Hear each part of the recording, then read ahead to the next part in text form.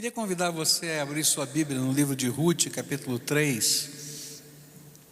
Nós temos estudado esse livro, hoje pela manhã também estivemos meditando nele, nos primeiros versículos, e eu queria ler outra vez esse capítulo e pensar nas lições de vida que esse texto muito antigo das Escrituras, talvez um dos mais antigos, tem a nos ensinar.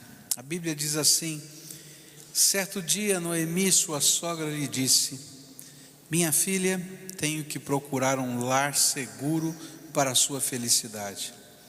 Boaz, senhor das servas com quem você esteve, é o nosso parente próximo. Esta noite ele estará limpando cevada na eira. Lave-se, perfume-se, vista a sua melhor roupa e desça para a eira. Mas não deixe que ele perceba você até que tenha comido e bebido. E quando ele for dormir, note bem o lugar em que ele se deitar. E então vá, descubra os pés dele e deite-se. Ele lhe dirá o que fazer. E respondeu Ruth: farei tudo o que você está me dizendo. E então ela desceu para a eira e fez tudo o que a sua sogra lhe tinha recomendado.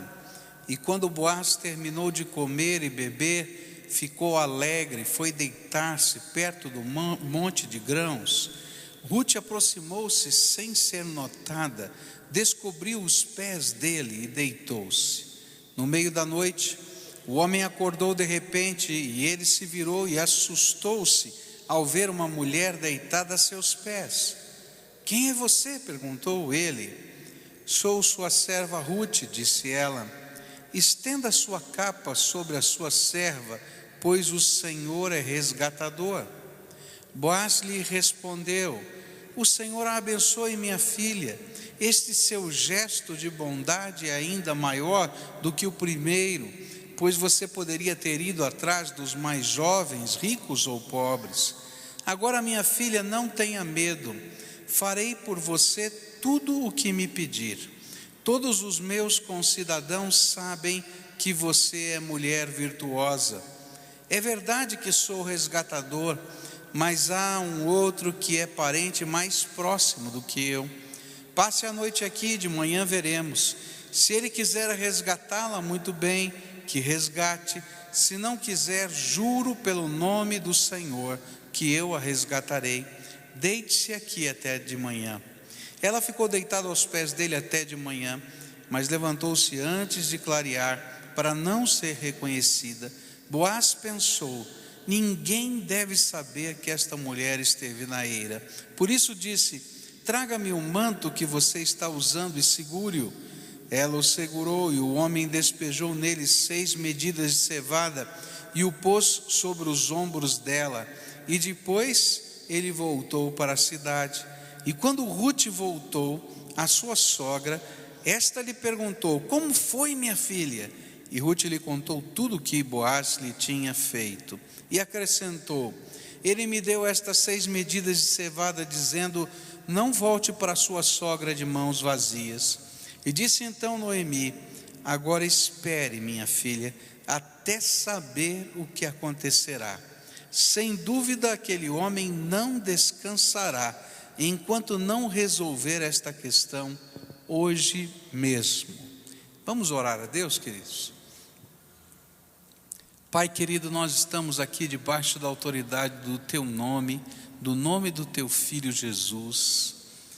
E o Senhor nos prometeu, Jesus, que quando estivéssemos reunidos 2 ou 3 debaixo da autoridade do Teu nome, nós não ficaríamos sozinhos, o Senhor estaria conosco. O Senhor nos prometeu que de maneira nenhuma ficaríamos órfãos, porque o Senhor derramaria do seu Espírito Santo sobre nós. E nesta hora, Pai, eu quero te pedir: revela a Tua presença entre nós. Nós sabemos que o Senhor não mente e que o Senhor está aqui, mas nós queremos te pedir: revela a Tua presença, que possamos sentir o Teu toque, ouvir a Tua voz, enxergar aquilo que o Senhor está vendo. Toca-nos, Senhor, Abençoa-nos, Senhor. Ó Pai, desperta-nos, abre os nossos olhos para que possamos compreender a Tua vontade. É aquilo que oramos, Pai, carentes do Senhor, o nosso Redentor, o nosso Salvador. Vem, Jesus, fala conosco, é a nossa oração no Teu nome, Senhor. Amém e amém.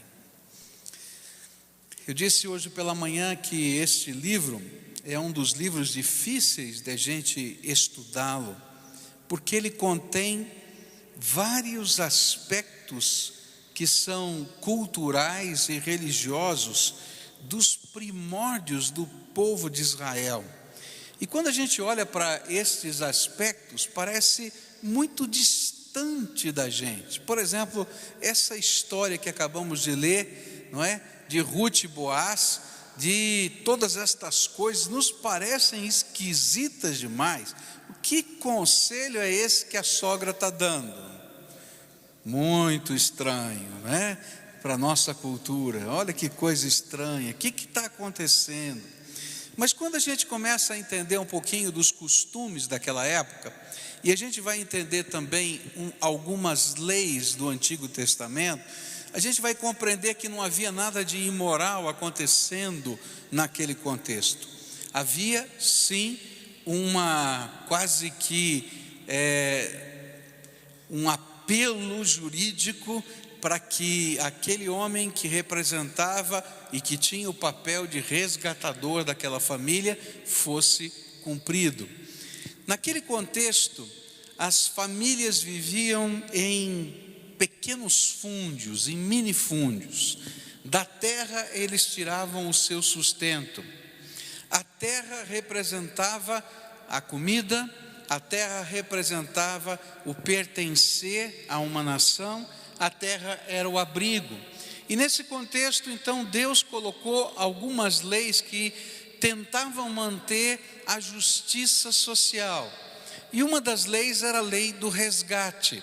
Se alguma família ficasse tão empobrecida que não pudesse mais cultivar a sua terra, ela poderia vender a sua terra ao resgatador. O resgatador seria aquela pessoa próxima da família que compraria aquela terra e que guardaria ou arrendaria essa terra até um determinado período chamado o ano do jubileu, quando essa terra voltaria outra vez aos seus antigos donos. Havia uma outra lei para segurança social, não havia INSS, não havia nenhum seguro social, as viúvas dependiam dos seus familiares. E se acontecesse de uma viúva, ela não ter filhos que pudessem continuar o trabalho daquele minifúndio, então ela deveria se casar com um parente próximo que estaria responsável também pelo resgate dessa terra, deveria suscitar filhos, e o primeiro filho que nascesse àquela viúva seria considerado filho do falecido. E quando aquele pai falecesse, a herança daquela terra pertenceria ao filho do falecido, aquela terra que tinha sido resgatada. E assim havia uma certa segurança social. O que estava acontecendo aqui nesse contexto é que nenhum dos resgatadores estava tomando providências. Todos estavam olhando a situação de Noemi, de Ruth, e nada estava acontecendo. E então a sogra, Noemi, ensinou a Ruth a como cobrar isso, justamente e legalmente. Havia dentro desse conceito legal alguns princípios muito fortes. Se um resgatador não cumprisse o seu papel, ele poderia optar em não cumprir. A mulher tiraria as sandálias dos pés daquele homem, e aquele homem teria que caminhar descalço na frente dos juízes de Israel. e ela colocaria a sua ira, dizendo: você não cumpre o papel de justiça que Deus havia lhe imposto, e com isso, descalço e envergonhado, ele deveria caminhar na frente dos juízes. E aquela mulher então vai à noite, deita-se aos pés de Boaz e faz o quê? Descobre os pés. É um recado tremendamente sutil. Você está descalço diante de mim, mas vai ficar descalço diante dos juízes. É muito estranho para a nossa cultura isso, mas tinha uma força tremenda para aquele tempo e para aquele contexto. E nós aprendemos hoje pela manhã, olhando para esses relatos todos, a primeira lição de vida que esse texto nos traz de tanto tempo atrás é que Deus abençoa aqueles que se deixam dirigir pelos seus valores. Todo o drama de Ruth tem a ver com isso. Uma família que sai de Israel e vai para Moabe. E lá em Moabe nada dá certo. E ela tem que voltar outra vez para Israel.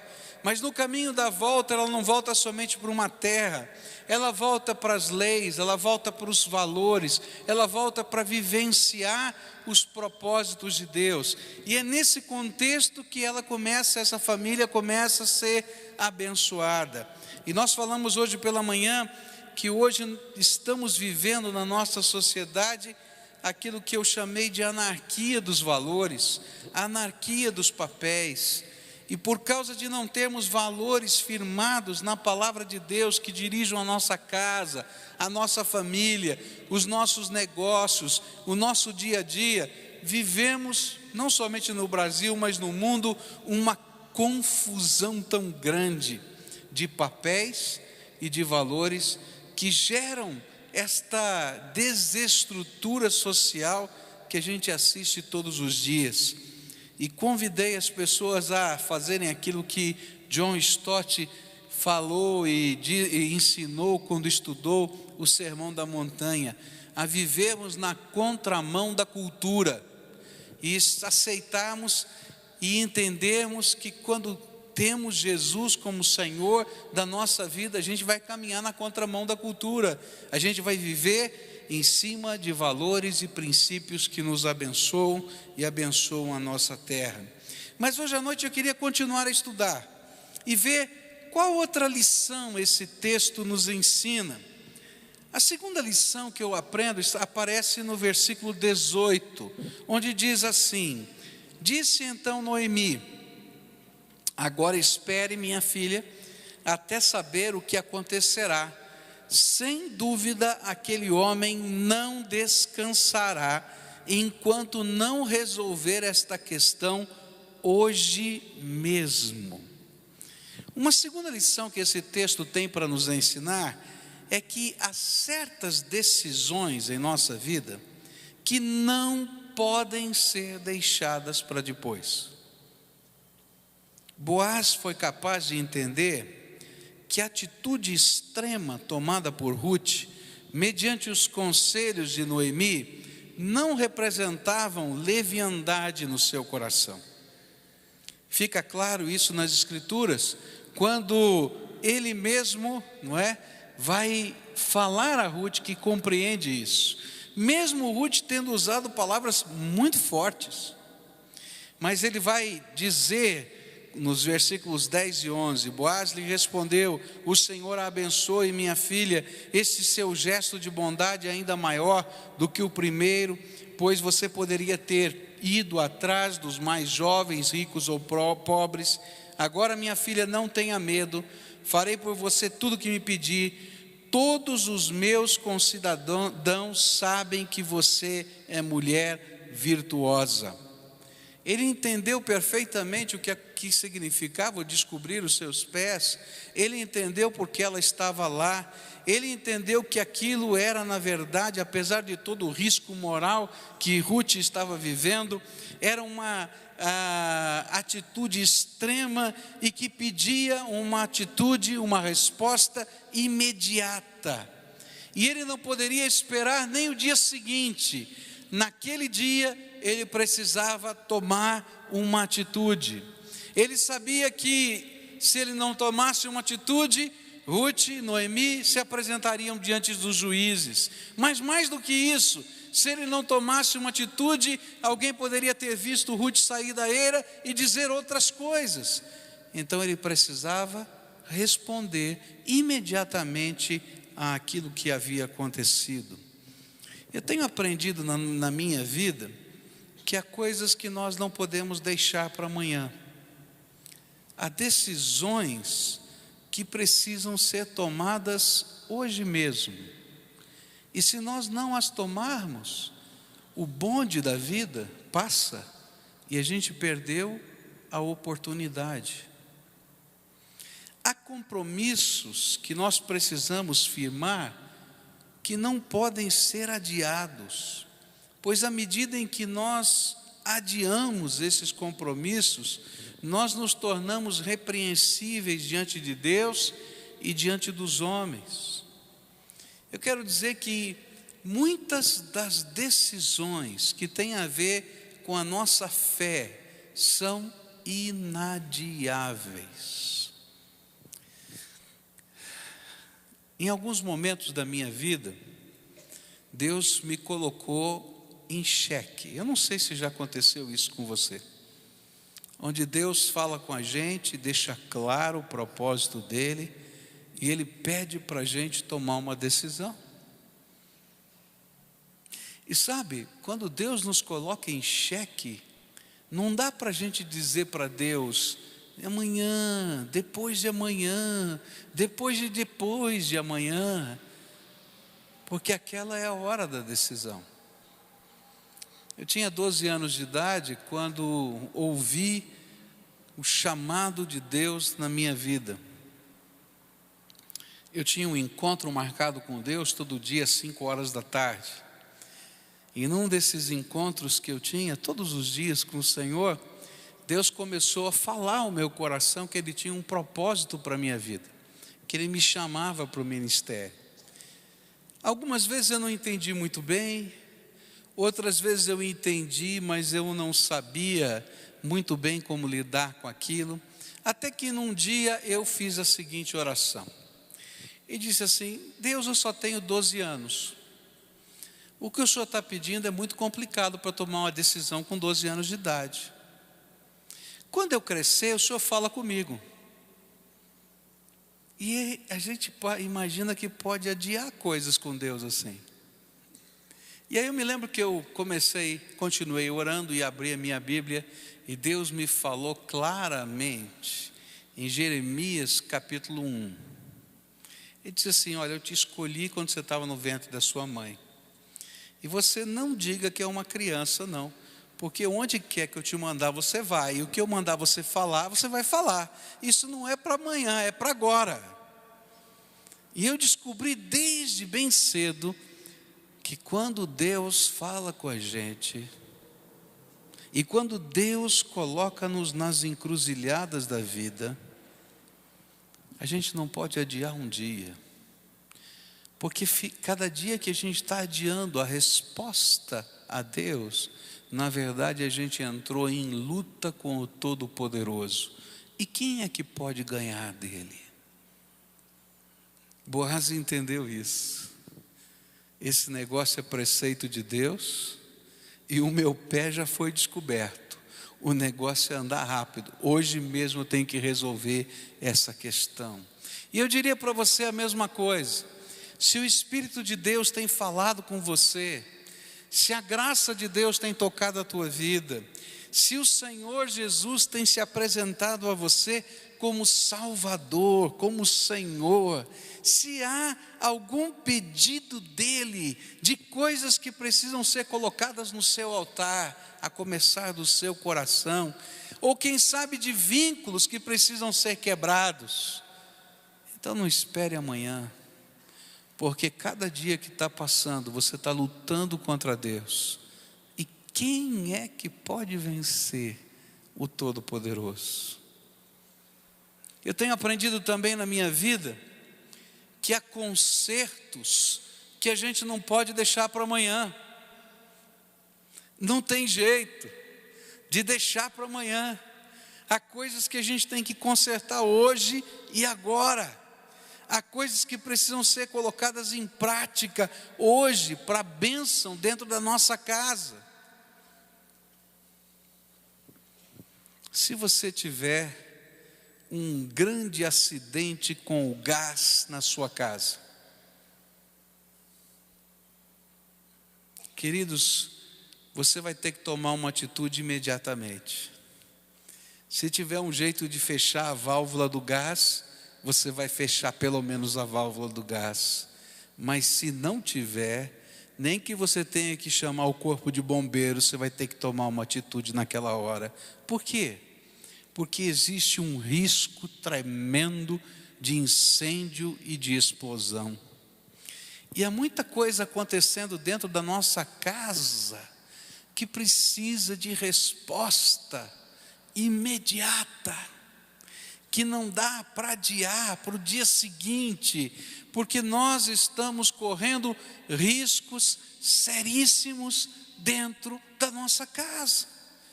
Risco no coração das pessoas que nós amamos, situações que precisam ser tratadas. Eu tenho aprendido que quem ama não quer ver nos olhos da pessoa amada nem sequer uma lágrima desnecessária. E às vezes quantas lágrimas doídas estão sendo vivenciadas dentro da nossa casa, porque a gente não tem coragem de tomar atitudes, de resolver questões, de assumir o ônus daquilo que isso significa.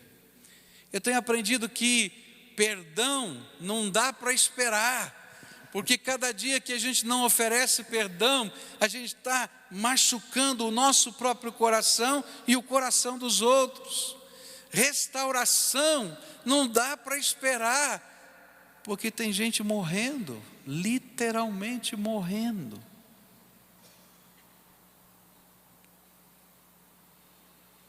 Tem tanta coisa que é inadiável. E às vezes nós somos tentados a adiar o que é inadiável.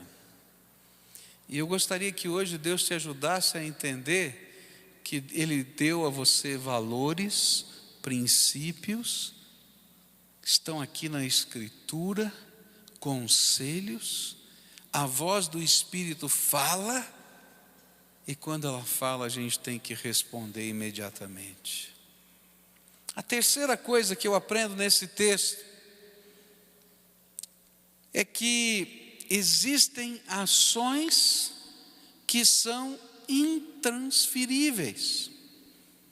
E esta era a consciência de Noemi, quando ela diz para Ruth: minha filha, tenho que procurar um lar seguro para a sua felicidade.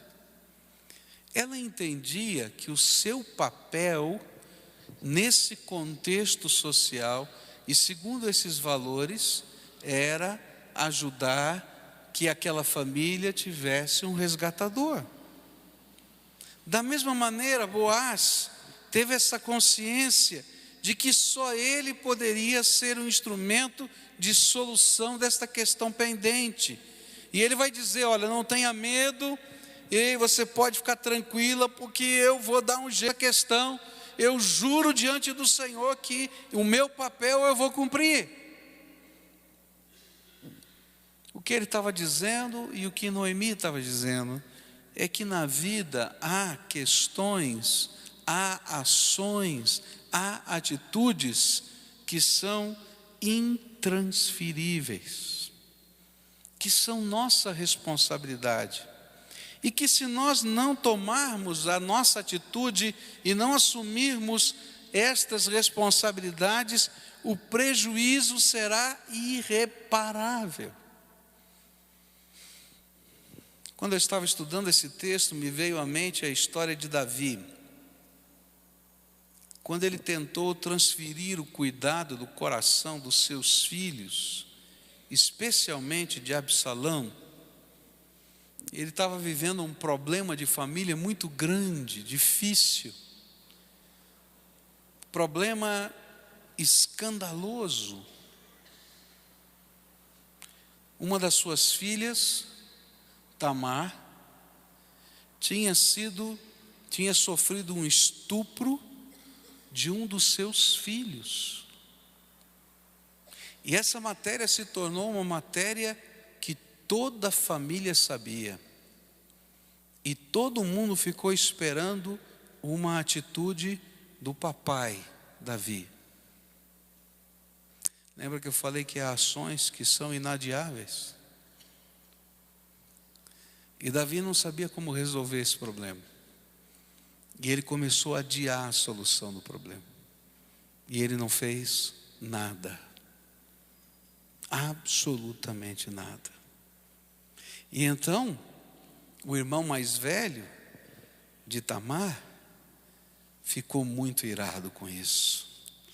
E já que o papai não faz nada, eu vou fazer. Eu vou vingar a honra da minha irmã. E ele então planejou a morte do seu meio-irmão que havia feito isso. E ele então chega para o papai e diz assim: papai, eu quero fazer uma festa e quero levar para essa festa todos os meus irmãos, inclusive aquele.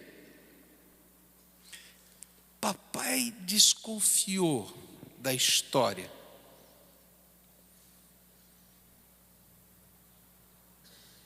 Mas ele pensou assim: bem, se todos os irmãos estiverem lá, ele não vai ter coragem de fazer nada.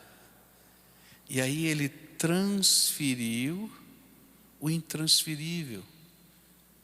Quem precisava cuidar do coração do filho era o pai. Quem precisava cuidar do coração de Absalão, quem precisava cuidar do coração de Tamar, quem precisava cuidar do coração de todos os filhos, era ele. E aí vão para aquela festa e uma tragédia acontece. Absalão vai lá e mata o seu irmão. E ele foge porque ele sabe que ia ser penalizado e morto, porque ele era um assassino.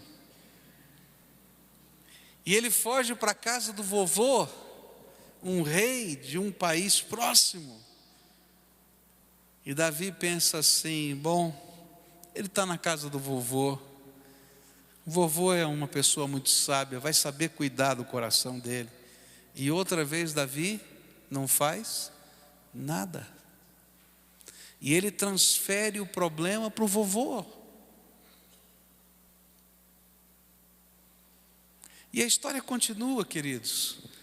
Chega um momento de grande angústia em que, por causa da intervenção dos amigos, dos conselheiros, aquele moço é trazido de volta para casa.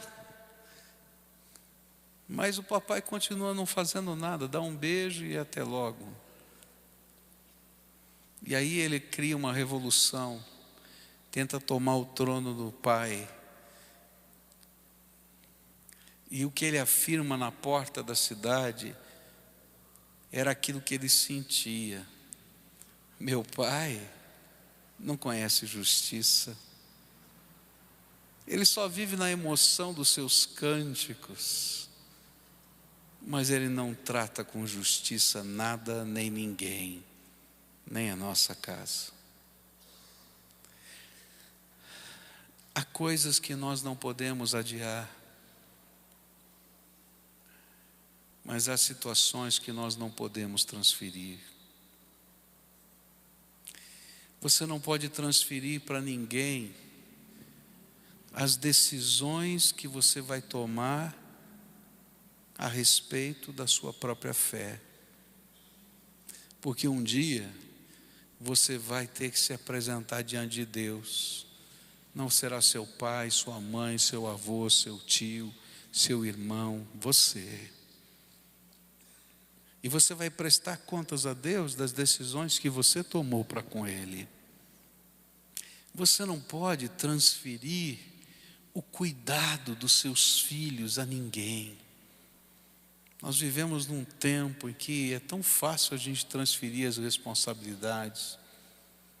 E às vezes a gente transfere o cuidado dos nossos filhos, a educação dos nossos filhos, os valores, lá para a babá, lá para a empregada, lá para a creche, lá para a escola, lá para a igreja, lá para o vovô, para a vovó. Queridos, não funcionou no passado e não vai funcionar hoje.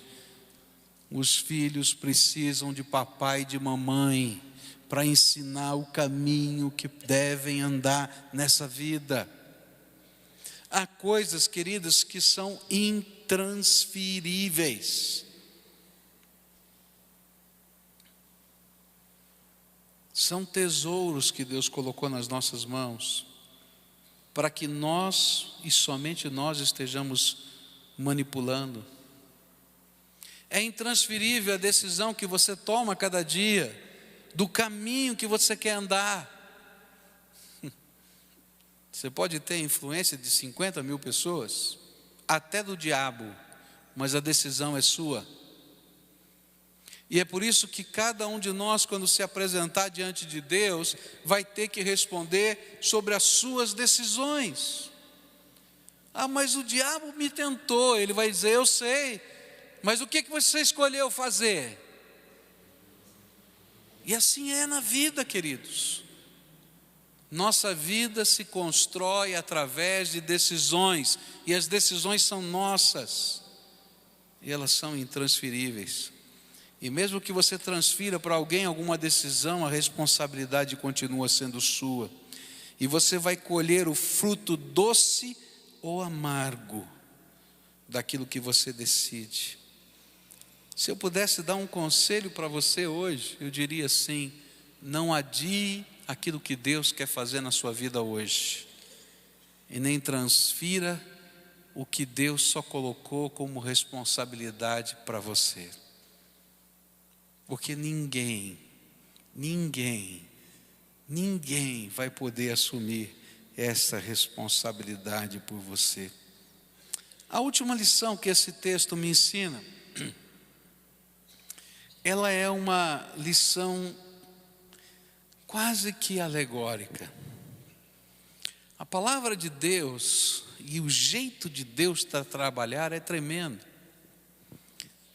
Quando você vai a qualquer cultura, você vai encontrar elementos da cultura que nos ensinam os valores do reino de Deus.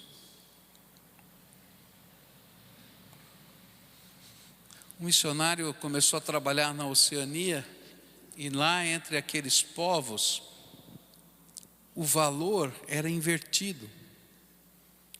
Alguém que era muito admirado como um herói naquela cultura, era aquele que sabia enganar melhor o seu parceiro.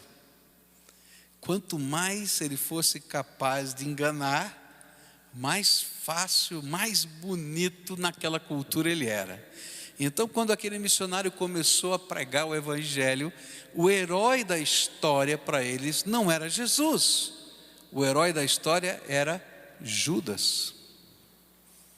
E todo mundo ficava torcendo por Judas. E ele disse: como é que eu vou pregar o evangelho para esse povo? Esse povo não entende o que Jesus fez por nós.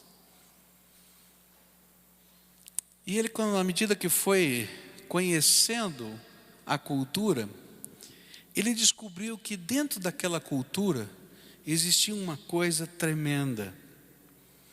Quando uma aldeia fazia um tratado de paz com outra aldeia, ninguém acreditava, porque enganar era o valor. Mas quando aquele tratado de paz era um tratado verdadeiro, havia um símbolo naquela cultura.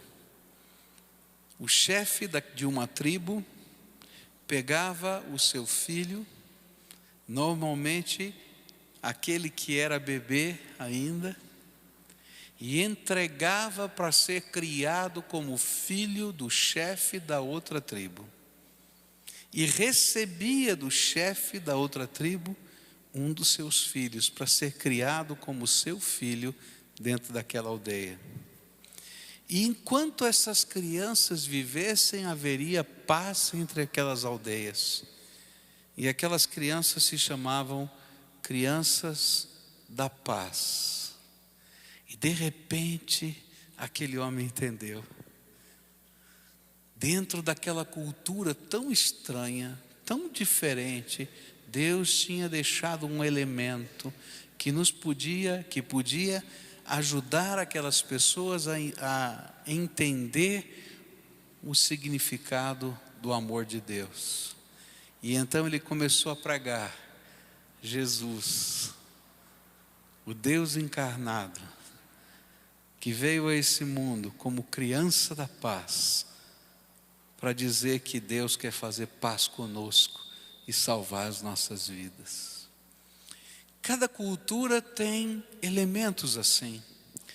E nesta cultura e neste tempo, Deus colocou uma marca que ajudasse aquele povo e ajudasse a nós hoje a entendermos um valor tremendo.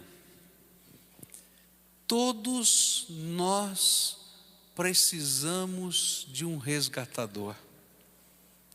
Naquela cultura, o resgatador era aquele parente próximo que vinha num momento de falência, num momento de morte, num momento de desgraça, num momento em que a gente estava se sentindo o pior de todos, o abandonado.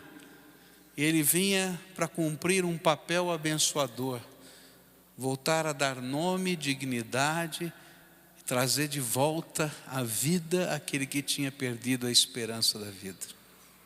Se você comparar o capítulo 1 de Ruth com o capítulo 4, você vai encontrar exatamente isso. No capítulo 1, ela vai dizer, não tenho esperança. No capítulo 4, ela vai dizer, olha o que Deus fez por mim. Cada cultura tem elementos que nos ensinam coisas tremendas. E essa cultura bíblica que a gente está estudando, está ensinando para a gente uma coisa tremenda. Eu e você, cada um de nós, precisamos de um restaurador. E é por isso que Jesus veio a esse mundo. É por isso que o Senhor Jesus, o Deus vivo, se fez homem, se esvaziou da sua glória, para caber na forma humana. É por isso que Jesus veio a essa terra e tomou o meu lugar e o seu lugar na cruz do Calvário. Porque a palavra de Deus nos diz que os nossos pecados fazem separação entre nós e o nosso Deus, e havia um grande abismo espiritual. E assim como Noemi um dia se sentiu abandonada nessa terra, vagando pelos caminhos, sem ter esperança, sem saber para onde vai, nós estamos vagando por essa terra, sem saber o que vai acontecer amanhã, muito menos no dia em que nos encontrarmos com o Senhor. Jesus é o resgatador de todo aquele que nele crê. Jesus é o resgatador que é capaz de perdoar os nossos pecados. Jesus é o resgatador que é capaz de nos libertar de toda condenação dos nossos pecados. Jesus é o resgatador que é capaz de nos arrancar do poder do pecado e do poder de Satanás, para transformar a nossa vida e nos dar uma nova esperança. A Bíblia é tão tremenda que diz que Jesus não apenas morreu na cruz por nós, desceu ao Hades, aquilo que nós chamamos de inferno. E lá naqueles 3 dias antes da sua ressurreição, ele tinha uma missão: arrancar das mãos de Satanás a chave da morte e a chave do inferno. E ao 3º dia ele ressuscitou com estas chaves na mão, para que todo aquele que nele crê não pereça, mas tenha a vida eterna. O livro de Ruth está dizendo para a gente que naquele tempo havia 2 mulheres que precisavam de um resgatador. Mas o livro de Ruth está dizendo para nós hoje que eu e você e todos nós nessa terra precisamos de Jesus, o nosso Redentor, como Senhor, como Salvador, como aquele que toma para si aquilo que eu não posso resolver e posso assim experimentar as grandezas da graça de Deus. E esse nosso Senhor é tão tremendo, mas é tão tremendo, que onde quer que a gente esteja, se pela fé a gente recebe essas palavras e a gente toma posse dessas palavras, o milagre de Deus acontece na nossa vida. Há algumas semanas atrás eu estava saindo aqui do templo, num dia muito atarefado, e tinha um senhor que tinha chegado 2 horas da tarde, e eu estava atendendo a tarde toda pessoas. E esse senhor, que mora na cidade de Joinville, não tinha saído desde 2 horas da tarde. Ele tinha dito para minha secretária que queria falar comigo e queria me dar um abraço. E ela disse: olha, meu irmão, está difícil, o pastor está com a agenda dele, tem gente o tempo todo aqui, eu não sei como é que eu vou encaixar. Eu falei: não tem problema, eu vou ficar aqui esperando. E quando eu estava saindo, já eram 6 horas da tarde. E esse senhor estava na porta. Eu tinha um outro compromisso, 6:30 da tarde. Eu tinha um compromisso às 7 horas, onde eu ia falar. E eu saí correndo. E ele então abriu um sorriso e me deu um abraço. Falei assim: o senhor não me conhece? Eu falei: não, não conheço. Mas eu escuto a sua pregação no rádio todo dia. Eu falei: que bom, querido, que Deus abençoe. Não esquece de orar por mim. Mas eu vim aqui para dizer o que Jesus fez na minha vida. E aí ele começou a me contar. Ele disse assim: eu estava no meu carro, ouvindo a mensagem. E o senhor começou a falar do que Jesus pode fazer, das transformações que Jesus pode fazer. A minha vida estava arrebentada, a minha família estava arrebentada. Eu tinha um problema seríssimo. Eu era alguém viciado em sexo. E por isso eu não conseguia ser fiel à minha família e à minha esposa. E a minha vida estava destruída. E isso era alguma coisa que estava dentro de mim. E eu já tinha procurado médicos, eu já tinha procurado psiquiatra, eu já tinha procurado tanta gente. Mas naquele dia lá no carro, o senhor falou que Jesus podia me libertar. E eu pedi para Jesus entrar na minha vida, no meu coração. E eu quero dizer para o Senhor que Jesus me transformou. Aquelas coisas já passaram. A minha família foi restaurada. E eu queria vir aqui para dizer que Deus usou a sua vida. E eu fui embora, dei um abraço nele, mas eu fiquei pensando: que tremendo é Jesus. Para pensar, queridos. Aquele homem está numa cidade longe, nunca viu o pregador e também não precisa ver. Mas ele creu e buscou o resgatador, e ele é suficiente. Há coisas que são inadiáveis, há decisões que são intransferíveis, e há uma necessidade que todo ser humano tem, é que Jesus seja o seu Salvador e Senhor. Que Ele entre dentro do nosso coração, que Ele assuma o controle da nossa vida, que Ele nos ensine os valores que nos abençoam. E sabe o que é tremendo? Sabe o que é tremendo, queridos?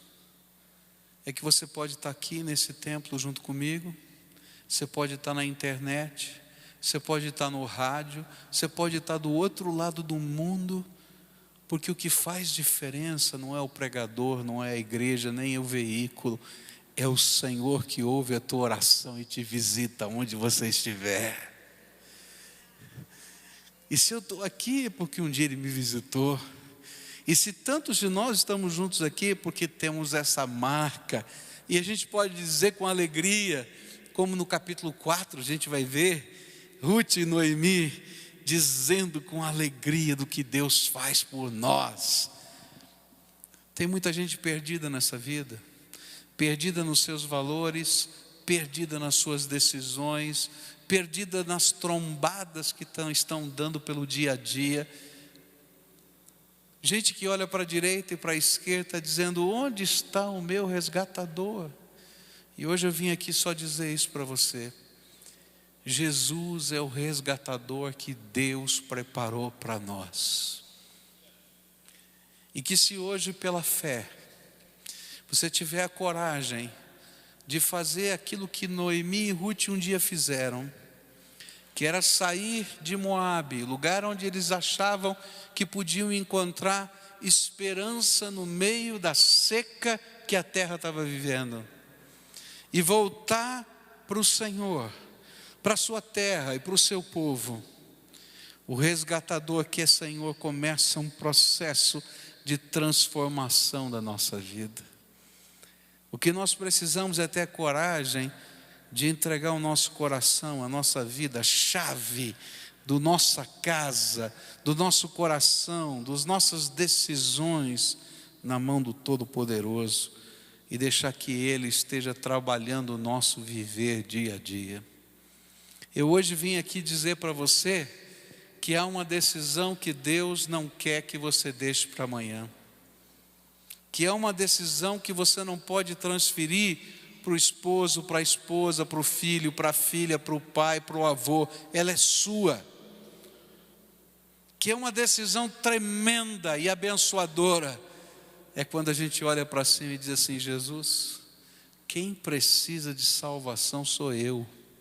Quem precisa de resgate sou eu. Quem precisa de uma intervenção transformadora sou eu. Eu sei quem eu sou, pecador, complicado, cheio de problemas. Mas se tu és, e se tu pode ser o meu resgatador, coisas tremendas da tua graça vão acontecer na minha vida. E nessa noite eu queria convidar você a tomar essa decisão. Eu queria orar junto com você, orar junto com pessoas que queiram invocar Jesus como único e suficiente resgatador e salvador da sua vida. Entregar nas mãos dele a sua história, contar para ele o que está acontecendo e deixar o Senhor guiar os seus passos daqui e por toda a eternidade. E eu vou convidar você a fazer isso de uma maneira muito clara. Eu vou daqui a pouquinho convidar você para sair do seu lugar, vir aqui na frente para a gente orar junto. Eu costumo fazer isso porque isso é um sinal para a gente, não para Deus.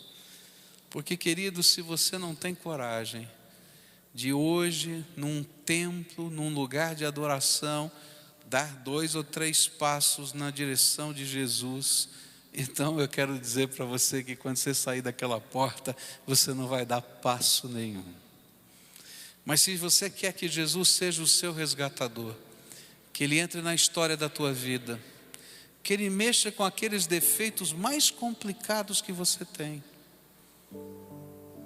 que só Ele tem poder para libertar, que Ele atue em situações que parecem impossíveis. Então eu queria dizer para você: vem e deixa aos pés de Jesus teu coração, tua vida, os teus pesos, porque Ele é o nosso resgatador. Há alguém a quem o Espírito Santo está falando? Vai descendo daqui, vem aqui desses lugares aqui, de baixo, lá em cima. Aqueles a quem o Espírito Santo está falando: olha filho, eu quero hoje fazer uma coisa nova no teu coração. Você está ouvindo a voz do Espírito? Vem, pode vir, levanta aí do teu lugar e vem, em nome de Jesus. Se o Espírito de Deus está falando com você, venha. Se tiver uma casa que está vivendo essa batalha, venha marido e mulher, venham juntos. Se tiverem filhos que precisam desse resgate, leva, traz junto, porque esse é tempo de Deus na nossa vida, é tempo da graça. Se você está aí na galeria, lá em cima, é longe, e às vezes a gente imagina que Deus não nos vê lá em cima. Eu quero dizer para você, se hoje Jesus quer fazer algo novo na tua vida, não deixe que essas escadas o impeçam. Levanta aí e venha para cá em nome de Jesus. Venha. Tempo de entrega, tempo de resgate, tempo em que o resgatador Jesus vai entrar na nossa história e vai mexer nos contextos da nossa história. Quem mais Jesus está chamando? Venha, venha, venha logo, em nome de Jesus. Se o Espírito de Deus está falando com você, não resista. Lembra? Há decisões inadiáveis, intransferíveis, e uma delas é a nossa fé, a nossa entrega, a nossa comunhão com o Todo-Poderoso, a nossa busca daquele que é Redentor amado. Nessa hora eu queria que a gente estivesse orando, e eu vou pedir que alguns irmãos venham aqui nos ajudar para orar, e que todas as pessoas que estão aqui pudessem receber um abraço de alguém, tá? Que alguém chegasse, abraçasse, e a gente vai orar uns pelos outros agora. Eu vou primeiro orar, depois eu vou explicar o que esse companheiro de oração vai fazer. Mas eu queria que vários irmãos viessem rapidinho, por favor. Vários irmãos venham aqui orar. Esse é tempo de oração. É tempo em que a gente vai viver comunhão com o Senhor. Que milagres de Deus vão acontecer, eu não tenho dúvida. Não por causa do lugar, nem por causa do pregador, nem por causa da oração de quem vai orar, mas por causa de Jesus, que é o nosso resgatador. Que coisa tremenda isso. Venham aqui pelas escadas aqui, queridos. Vocês que estão atrás, venham aqui pelas escadas. Tem várias pessoas aqui na frente. Eu queria que a gente estivesse abraçando essas para a gente orar juntos, tá? Venham, isso, mais gente aqui pela frente. Venham por aqui. Veja quem está sozinho. Tem casais aqui, vários casais, vários jovens, várias senhoras aqui. Venham aqui pela frente, por favor. Esse é tempo de oração. Estou precisando de mais ajuda. Vem aqui pela frente. Mais pessoas que possam orar. Está junto com a gente em oração. Isso. Sinaliza para a gente quem está sozinho, quem vocês aqui estão sozinhos, né? Todo esse povo aqui do meu lado, aqui, ali no meio está sozinho também, tá? Aqui essa jovem está sozinha aqui. Eu queria que mais gente viesse aqui. Vem pela escada, querido. Você que não conseguiu chegar aqui, vem aqui pela escada. Ó, esse lado aqui todo, tem várias pessoas aqui que estão sozinhas. Eu queria que a gente tivesse irmãos aqui orando junto. Todo esse pessoal aqui, ó, esse canto aqui. Isso, venham. Quem mais está sozinho? Dá um aceno. Aquela jovem ali está sozinha ainda. Esse pessoal todo está aqui. Quem vem aqui? Orar aqui, aqui, aqui. Tem vários. 1, 2, 3. Isso, vem orar. Essa jovem aqui, essa outra senhora, esta senhora que está aqui, tá? Isto. Peçam licença aqui, venham para cá. Isso, que benção. Quem mais está sozinho aqui? Dá um aceno. Olha, tem mais um rapaz aqui, tem uma jovem aqui que está sozinha. Vem alguém rápido aqui, ó. Onde está? Me perdi. Essa jovem aqui, tá? Esse senhor que está ali, tá? E levanta a tua mão, que ele está chegando gente para te ajudar ali. Aqui um e aqui essa jovenzinha que está aqui. Isto. Quem mais está sozinho aqui? Agora eu quero orar com você. Companheiro de oração, você segura um pouquinho, espera um pouquinho. Eu vou explicar o que você vai fazer. Está faltando alguém aí? Ó, tem um rapaz ali, ele pode vir aqui, tá? Venha, isso, tá bom. Agora eu vou explicar o que você vai fazer. A primeira oração é tua, eu não posso fazer, tá? E nessa oração, lembra, quem vai ouvir é Jesus. E essa vai ser a oração mais tremenda da tua vida, porque o Senhor Jesus vai responder. Então você vai pedir para Ele ser o seu Salvador. Vai contar a tua história, o que está acontecendo. E vai pedir: Jesus, vem, eu quero entregar as chaves da minha vida, do meu coração, das minhas decisões. Eu quero te dar liberdade do Senhor fazer o que for preciso dentro da minha alma. Coloca isso nas tuas palavras. Se tem pecados que machucam, que doem, fala para Ele: Jesus, eu preciso do perdão, mas eu preciso também da libertação. Me ajuda.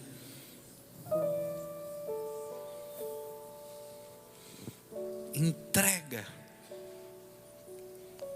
como eu digo aqui, com casca e tudo, não é?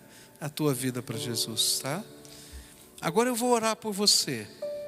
Logo depois dessa oração, o companheiro de oração que está perto de você vai fazer uma pergunta para você. Vai dizer assim: qual é o motivo específico que você gostaria que a gente orasse? Cada um aqui tem uma história. E tem às vezes uma situação mais profunda. Aí você não vai contar toda a história, você vai dizer: olha, ora por uma coisa que está dentro de mim, ora pela minha casa, ora por uma restauração que precisa acontecer, eu não sei como vai acontecer. E essa pessoa vai interceder por você, especificamente conforme você vai estar colocando para ela, tá bem? Mas agora eu quero orar por você. Senhor Jesus, aqui tem um povo que o Senhor ama. A tua palavra nos diz que o Senhor ama tanto, tanto, tanto, que o Senhor contou os fios de cabelo que eles têm na cabeça.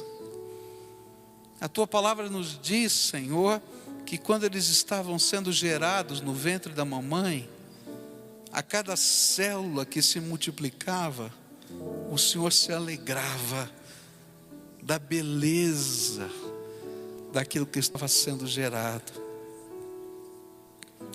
Tua palavra nos diz que foi por causa desse grande amor que o Senhor veio a esse mundo e tomou o nosso lugar na cruz.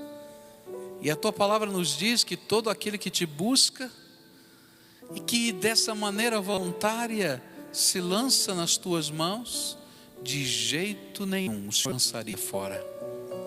Então nessa hora eu quero te pedir uma coisa, Jesus: entra nesses corações. Quero te pedir, Jesus, lava com o teu sangue todo o pecado, toda a sujeira. E Senhor, faz desse coração a habitação do teu Espírito. Que hoje esses corações se transformem em catedrais, onde a glória do Senhor vai habitar. E Senhor, nesta hora, na autoridade do nome de Jesus, eu quero repreender todo o poder de Satanás sobre essas vidas. Que todo espírito de prisão, todo espírito de destruição do inimigo contra eles, seja expulso agora em nome de Jesus. E que venha sobre esses teus filhinhos graça transformadora. Ah, Jesus, a transformação não é algo que palavras possam fazer. Transformação é poder do teu Espírito. E eu quero te pedir, Senhor, abre as janelas dos céus agora e derrama o poder do teu Espírito Santo. E que esse teu poder esteja, Senhor, transformando, mexendo nos valores, na visão de vida, nos sentimentos, nos relacionamentos. E que venha do Senhor graça, favor imerecido sobre essas vidas.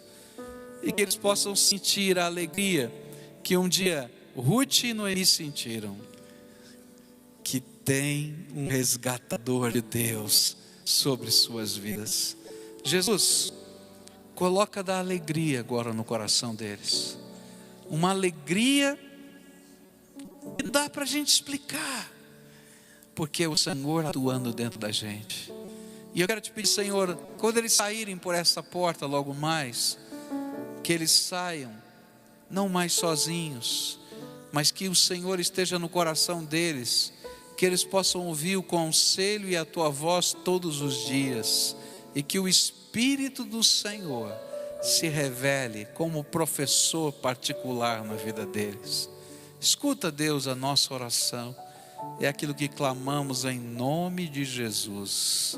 Amém e amém. Agora o companheiro de oração vai perguntar para você qual é o motivo. Você pode levantar, ficar de pé, ele vai te dar um abraço. Você vai perguntar qual é o motivo, tá? E enquanto a gente adora a Deus aqui, vocês aqui mesmo onde estão, orem, tá? Chega bem pertinho e peça a bênção de Deus nessas vidas. E lembra, a bênção vem porque quem escuta a oração é Jesus, e Ele tem poder para isso.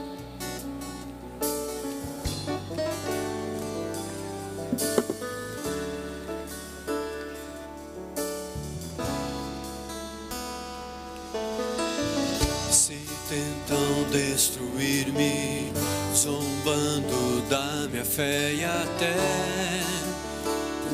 Você pode se colocar em pé? Nós cantamos juntos. Querem entulhar meus poços, querem frustrar meus sonhos e me fazer desistir. Mas quem vai apagar o selo que há em mim? A marca da promessa que Ele me fez. E quem vai me impedir? Se decidido estou, pois quem me